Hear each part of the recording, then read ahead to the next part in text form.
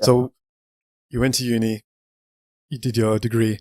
Did you know what you wanted to do next? And because I imagine that there's probably a few people watching this or listening to this, and they're thinking, okay, this is where you got to now, but when he's at the start, when he left uni, what did he do? Did he figure out? Did he know what he wanted to do? 'Cause I imagine, and I speak for myself, and when I speak to a lot of people that I know, there's a thing where they just don't know what they want to do. They don't know what it looks like. They don't know how to figure out that career path. There's no network or for them to dip into to find out, okay, what's it actually like in this career? Can I come to your office? Can I see what it's actually like? So I imagine there's many people thinking, what does it look like? I have no idea what I want to do. How do I figure it out? Were you in a similar boat? And how, if you were, how did you figure that out? Yeah. So first thing I want to say that it's okay that you don't have it all figured out. I'm in my late 30s and I still don't have it figured out, right? So it's absolutely fine if it's not figured out.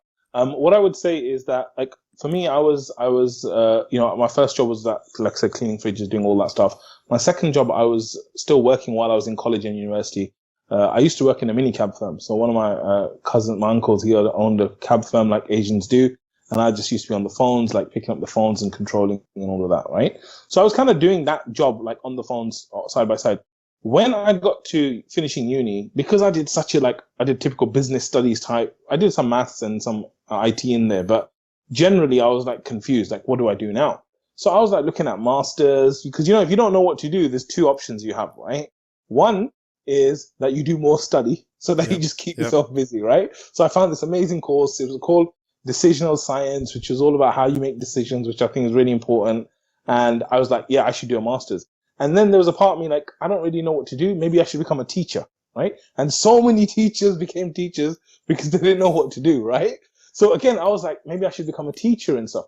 But all the meanwhile, I'm like applying for jobs and everything because I've just graduated and I'm just applying. And I remember I was sitting in near Wembley Stadium, Wembley Park Station, outside with my dad in the car, and I was about to go for an interview. And my dad's like, "Look, what is the plan, right?" Like dads do. And I said, "Look, Dad, you know what? I'm going for this interview. If I do not get this job, I'm doing a master's, right?" And my dad was all right with that. He's like, "Yeah, master's is good. Like, no one's ever been in uni in our family. You're the first, so you're gonna do a master's. Cool." I went to that interview, and alhamdulillah, I got the job, right? And this is the thing about qadr, that sometimes decisions are made for you. Right. But alhamdulillah, I kind of said, if I'm going to get the job. So that was my first kind of corporate job. It was a company called Xerox. They invented the photocopier. They invented the mouse. They invented lots of different things.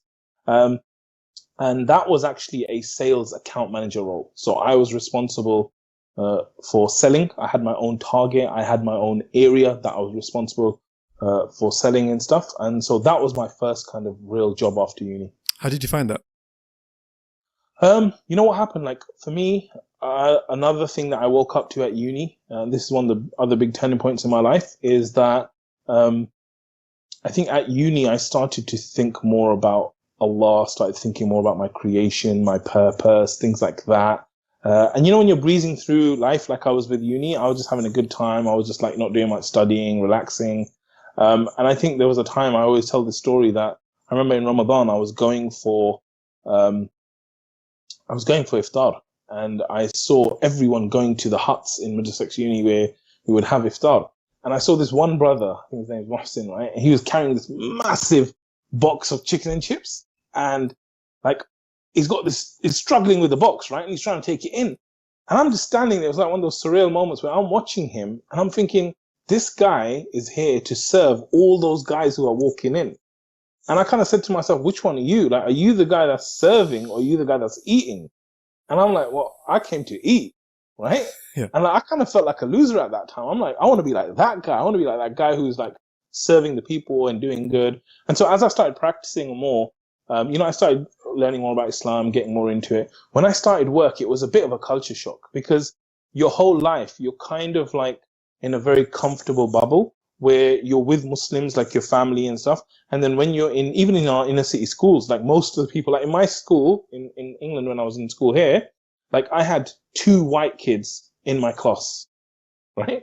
So you imagine, right? Like most of the children, there was some from Somalia, Iraq, there was a lot of Indians, there was Pakistanis. Even back then?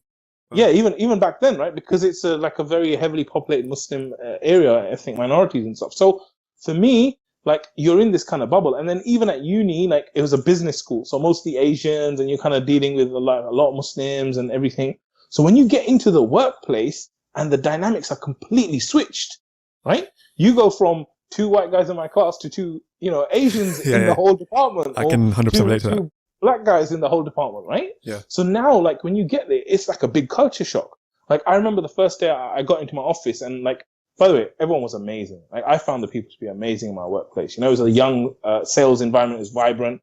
The first day I got there, these two girls, they came to me at the end of it, and they were end of the day, they're like, "Oh, Mohammed, we're going to the pub. Do you want to come with us?" And all the kind of dilemmas that you face, right? Alarm bells are ringing. Yeah, and then at the same time, like I'm just starting to practice, so I don't even know like what I can't do, and this and that. So it was like a big culture shock, I would say, like getting into your first job, especially when it's in a non-Muslim environment. It's a big wake up call, and I think it's very interesting. Yeah.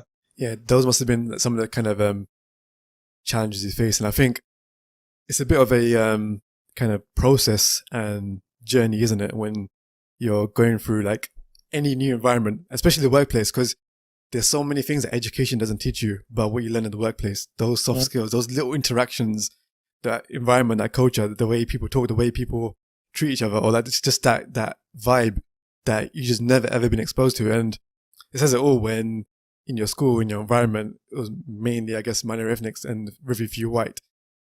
Flip it over when you go to the workplace, it's the other way around. And then, there was that question, like, and I think to this day, you still get that question, do you want to come for drinks? And I'm like, it's 2020, this is a bit, Muslim, have we not come to that point where it was about inclusion yet? And it's still like, and you got to explain it, and it's like, all that kind of stuff, it still exists to this day. But it's just that process of when you get out there and you're exposed to these different challenges, I think you really find out a bit about yourself.